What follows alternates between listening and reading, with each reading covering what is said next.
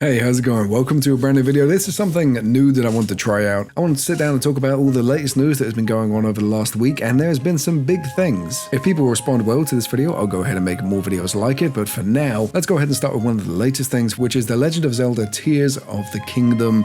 It just got a major leak. The entire art book, which I think is official, has just been leaked online, which not only leaks costumes and weapons and things from the game, but it also leaks a lot of characters. And in my opinion, the characters in Tears of the Kingdom, if they are what I think they are, I haven't really looked into the leaks, but just based off my own assumptions, that could really ruin the story for a lot of people who are excited for this game. And it does really suck because Tears of the Kingdom is something that we've been looking forward to for a very long time. I think Breath of the Wild came out God, when did that come out? Nearly 6 years ago. Their entire Discord servers dedicated to the contents of that art book. I think it's a shame. This is one of the very few things that I didn't want spoiled for me, and it's very hard to avoid at the moment. Next up on the list, we got some information about I Am Legend 2, which quite honestly, I forgot even existed. I forgot they were making a sequel. So the news is that Michael B. Jordan will be taking a role in the movie, which is going to be great. Seeing Will Smith and Michael B. Jordan in a role together, I imagine Jordan will portray Smith's son, because this is set decades after the alternate ending of I Am Legend, where Will Smith survives, he finds like a little colony, and I think they start developing some kind of cure. It's been a very long time since I've watched I Am Legend. It's one of my favorite movies,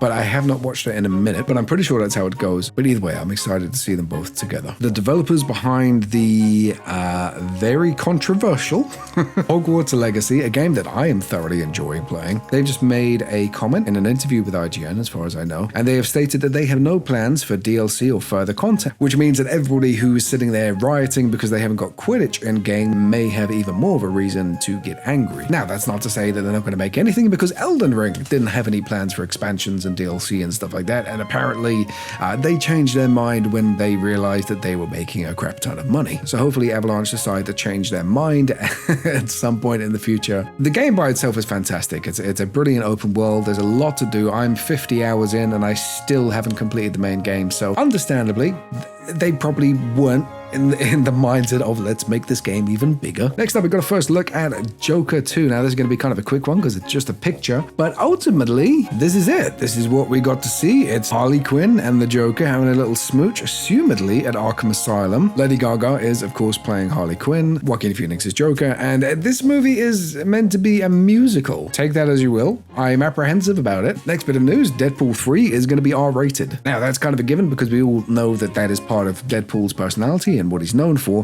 but of course when Deadpool switched from Fox to Disney, nobody really knew if they were going to keep him R-rated, and apparently they are. So that is a big thumbs up, especially seeing as Hugh Jackman's going to be featuring in the next movie. We can look forward to some very bloody and violent scenes between the two of them. Barney is getting a reboot. I don't know why I'm telling you this, because you're not the target audience for Barney, and I don't expect you to ever watch a single episode of anything they put out. But it is news, and I thought I would cover it because it's just comical at this point. I feel like Barney was something that should just be laid to rest. He has no place in 2023, and I don't think, even if I showed him to my kids, I have 3 children, and I don't think that my kids would want to watch a giant talking purple dinosaur over Alvin and the Chipmunks or something like that. But you never know. Some people may be looking forward to that. But anyway, he's coming back with a brand new movie and an animated series. Do with that information as you will. This next thing is a very interesting piece of news, and I have no idea how people are going to respond to it. But Meta, Facebook, Instagram, all that kind of stuff, they're going to be introducing a brand new paid Twitter Blue style subscription where you get a verification badge, things like that, for a cost. So everybody's following the trend of paying for a couple of blue pixels next to their name. Now, for somebody who has been verified on Twitter for the last couple of months, I have seen benefits of it. If I comment on somebody's post, my comment goes higher in a thing. I get more views and impressions and things like that, which means more people are going to be interested in my content and will likely go over to my profile, give me a follow, like some of my stuff. At that point, it's like, do you really want to pay money to get a couple of extra views? A couple of years ago, we would have frowned on people for paying for YouTube views, YouTube subscriptions, and things like that. And right now, it seems like that is something that every bloody company is considering offering. Now, that isn't just my experience, ladies and gentlemen, because Meta are introducing this verification badge with customer support for most common issues. You don't even have support at the moment for any accounts, let alone those who pay for a couple of pixels. Active impersonation monitoring. So what, you're only going to do that because we're giving you money? You don't give a shit about the users who are been on your service for like 10 plus years. Prioritization for meta-verified profiles in people's comments. So same sort of thing that we have on Twitter where your comments go higher up. That sucks. You will be recommended more in the explore page and your reels are going to be pushed even more on Instagram. You are literally paying for views at this point. And in a sense, it's understandable because a lot of people who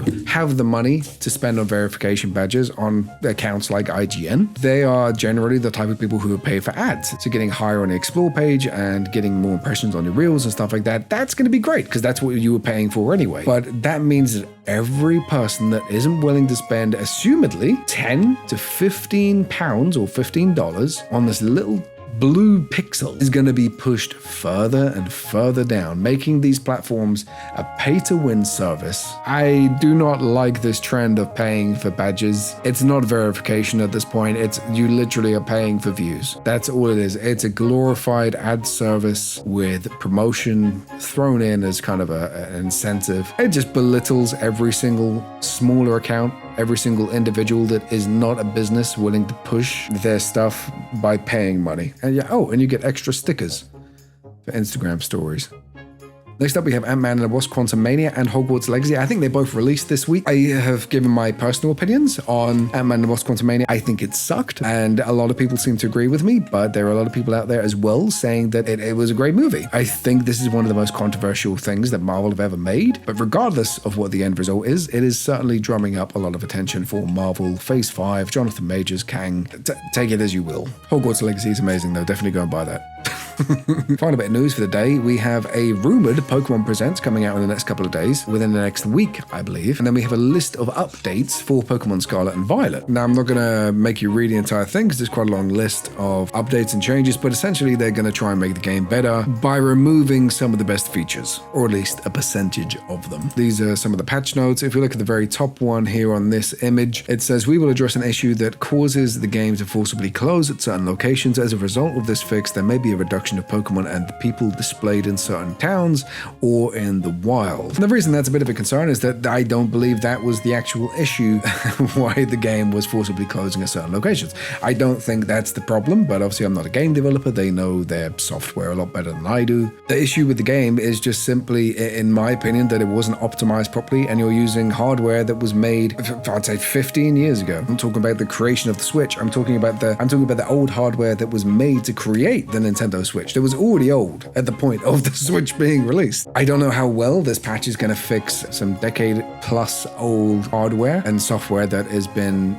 created by a company that doesn't understand optimization. Don't get me wrong, Pokemon Scarlet and Violet is a great game. I just don't think that removing Pokemon and people, which is one of the best aspects of the game, is going to be a good fix. But I don't know, I could be completely wrong, but that is something that they are adding in. These are all of the updates. I'm not going to read them all out to you, but if you want to go ahead and pause the video, you can do so. Check them out. There's some updates to Terra Raid battles. There's a lot of changes that are probably going to affect competitive play as well, which is going to be kind of cool. And then we get on to some of the bigger updates. But like I said, if you want to go ahead and read all of that, feel free to pause, or I will leave a link somewhere. That's pretty much it for this week. If you have enjoyed this little thing, let me know and I'll be sure to make more of them. I'm happy to do them every single week. I love this kind of stuff, but it's just, I want to make sure that you guys are going to enjoy it if I do take the time to create it. All right, I love your faces. You are amazing, you beautiful, and I will catch you guys tomorrow with a brand new video. Peace.